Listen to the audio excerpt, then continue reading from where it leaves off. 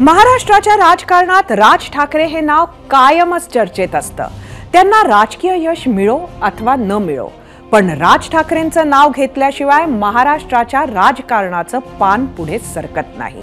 त्यातच आता राज ठाकरे महायुतीत सहभागी होण्याची चर्चा सुरू झाल्यामुळे महाराष्ट्रात नवं राजकीय समीकरण दिसण्याची शक्यता आहे। तरीही कधी परप्रांतीयांवर सडकून टीका करणारे राज ठाकरे, कधी शरद पवारांना मदत होईल अशी राजकीय रसद पुरवणारे राज ठाकरे महाराष्ट्रानं पाहिलेत।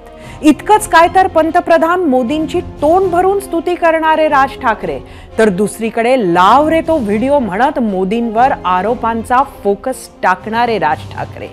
एक नेता, एक पक्ष आणि बदलत गेलेल्या भूमिका, असा राज ठाकरेंच्या भूमिकांचा कोलाज आहे।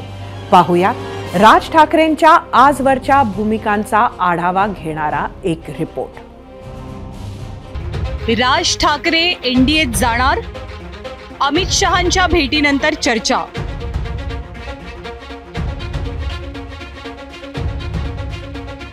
हा फोटो महाराष्ट्राची आगामी राजकीय गणितं आणि समीकरणं स्पष्ट करण्यासाठी पुरेसा आहे।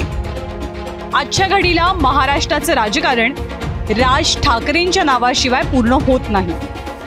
जवळपास 5% मतदार मतांचं विभाजन टळणार, प्रखर हिंदुत्वाचा पुरस्कार करणारा प्रादेशिक पक्ष आणि ब्रँड ठाकरे। जमलेल्या माझ्या तमाम हिंदू बांधवांनो, भगिनींनो आणि मातांनो,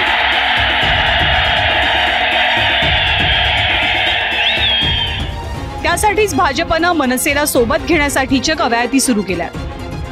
पण भाजपच्या जवळ जाण्याची ही काही राज यांची पहिलीच वेळ नाहीये। अर्थात युती झाली तर ती पहिलीच युती असेल। राज ठाकरे 2014 साली गुजरातचे तत्कालीन मुख्यमंत्री आणि तेव्हाचे पंतप्रधान पदाचे उमेदवार असलेले नरेंद्र मोदींचं तोंड भरून कौतुक करत होते। लोकसभेच्या निवडणुकीच्या सगळेजण तुम्ही तयारीला लागा आणि मला 100% खात्री आहे आपले खासदार निवडून येणार।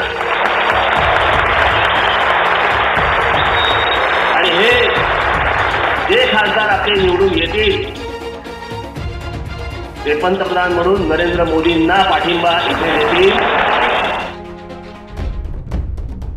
पण उद्धव ठाकरेंशी मैत्री म्हणजे राज ठाकरेंशी दुरावा, असं काहीसं भाजपला करावं लागलं असावं आणि त्यामुळे स्तुती करणारे राज ठाकरे दूर गेले आणि त्यांचा सूरही बदलला। आज जो नरेंद्र मोदींनी निर्णय घेतलेला आहे तो जर फसला तर हा देश खड्ड्यात गेला म्हणून समजा। कुठून आवाज काढतो मला काय कळत नाही भाषणामध्ये। मला कधी कधी वाटतं ते फॉर्म्युला 1 गाड्यांचे हे काय फॅन बी नाही। मैंने कुठून त्या गाड्या जातात का आजूबाजूनी?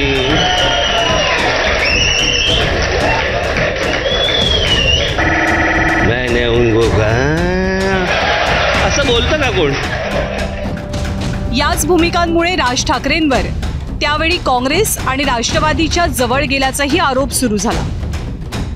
पुढे 2018 साली पुण्यात राज ठाकरेंनी शरद पवारांची एक प्रकट मुलाखत घेतली। 2019लाच काँग्रेस नेत्या सोनिया गांधींना सुद्धा ते भेटले। लोकसभा निवडणुकांमध्ये लाव रे तो व्हिडिओ म्हणत नरेंद्र मोदींच्या विरोधात प्रचार केला। लावा व्हिडिओ जरा लाव रे, प्रश्न लागेल का पुढचं? त्यांच्या तोंडू नाही का? त्याचा परिणाम काय झाला बघा।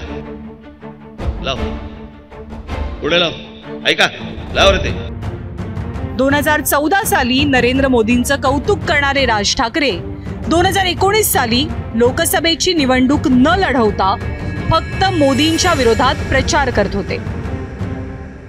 पण त्याचा फारसा परिणाम काही दिसला नाही, कारण 2019ला भाजपच्या महायुतीनं महाराष्ट्रात क्लीन स्वीप विजय मिळवला। 2019 साली राज ठाकरेंच्या मनसेला 13 वर्ष पूर्ण झाली। याच दशकात मनसेनं राजकीय यश पाहिलं होतं आणि तितकाच मोठा पराभव सुद्धा पक्षानं अनुभवलेला होता। 2019च्या विधानसभेनंतर उद्धव ठाकरेंनी काँग्रेससोबत आघाडी करत सत्ता स्थापन केली आणि जे मोदींबरोबर झालं ते शरद पवारांसोबतही घडलं.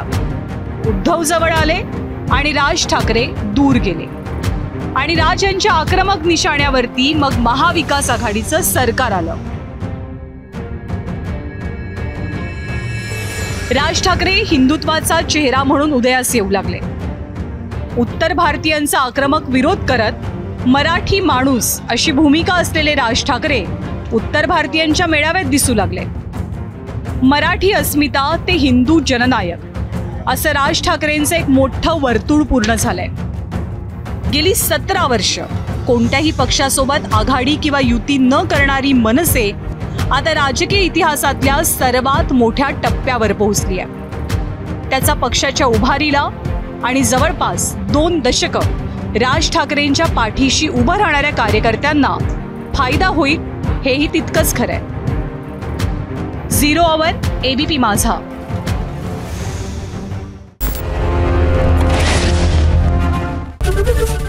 एबीपी माझा, उघडा डोळे बघा नीट.